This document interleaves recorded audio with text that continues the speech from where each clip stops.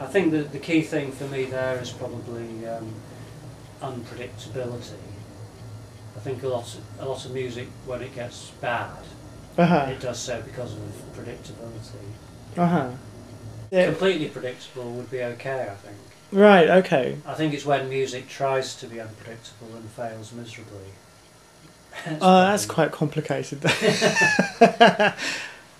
Right. Yeah. It's funny business, isn't it? Yeah, I mean... I think you can... I found, before I worked out how to use randomness a little better, I was failing a lot because I was putting structures in place and they were almost too predictable. So when, say, a new section started, there might be a sinking feeling of, oh yeah, here's a new section, it's probably going to do this sort of thing. Yes, it does. Then there'll be another section, and so on. So, but sort of predictable for you, actually, in the composition process, sort of thing. It's because using randomness is a bit like, isn't it like that's getting something from outside of yourself in order to kind of, yeah, you know. Yeah, it's a matter of discovery as opposed to intention. And that was a big change in the way I went about composing around about 1996. I decided a lot of problems to do with not being able to finish pieces were because my approach was too intentional, and I was trying to guarantee what would happen in the piece by pre-composition, pre-forming in a parametric, Fernie-Ho-esque sort of splitting the sound up into parameters and giving each parameter a structure. And I was finding that was sort of just clogging everything up rather. So I almost accidentally kind of stumbled upon a way of working that involved a lot more discovery. So I'd set something going according to random values and then just discover what came out. So yeah, that would often surprise me, which is nice. And was that the beginning of the piano series? Yes, yeah. And it really started by I'd been working on a piece for piano, and I'd assembled 6 seconds worth of music, and I thought there were far too many notes in there. It's probably unplayable. There were about 50 notes or something. And because the computer, I just started stretching it out, and I ended up stretching 6 seconds to 60 seconds. Right. Tenfold slowing down. And when I listened to it, it was just rather intriguing. Right, yeah. And it was like magnifying something. Yeah. And looking at tiny detail. And it seemed to open up a new space, which all my piano works have really just exploited that particular kind of space, where you let all the notes ring on rather than pedal down. There aren't really any low notes, so you have a sort of suspended, almost like looking at clouds moving across and not looking at the ground. That's interesting.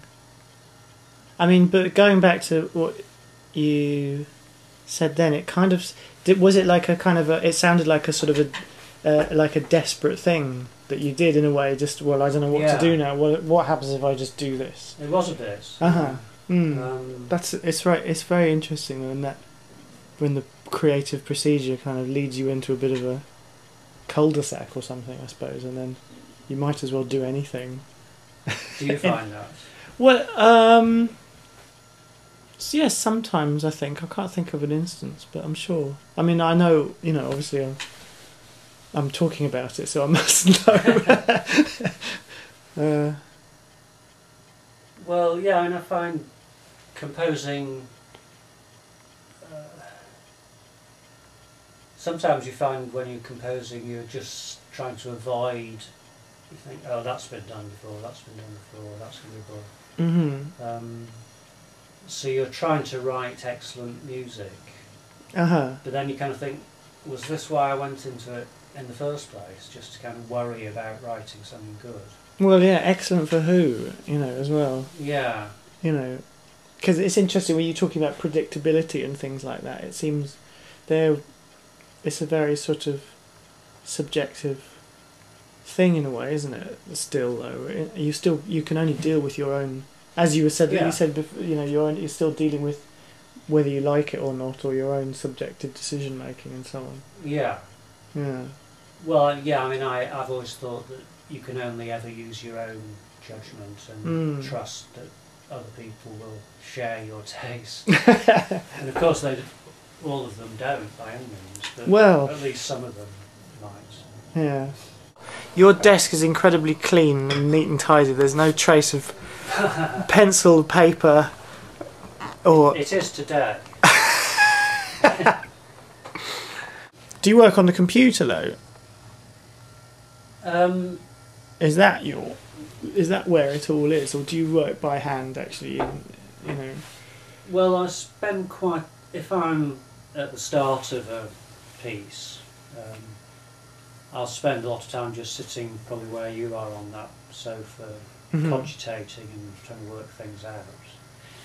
Daydreaming. Yeah, I mean, when you wake up in the morning, I find increasingly the best ideas tend to be there. It's true, isn't it? It's a great time, yeah.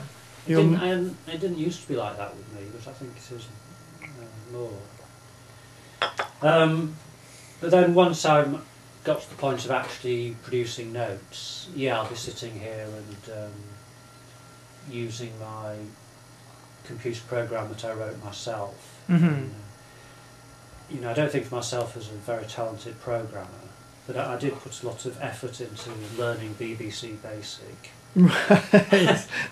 which was sort of native on the old Acorn Archimedes. And you could address the sound system in the machine, so it would play back sounds. I can show you some of that if you're interested. Yeah, I feel very much like I'm peering into the innermost sanctum.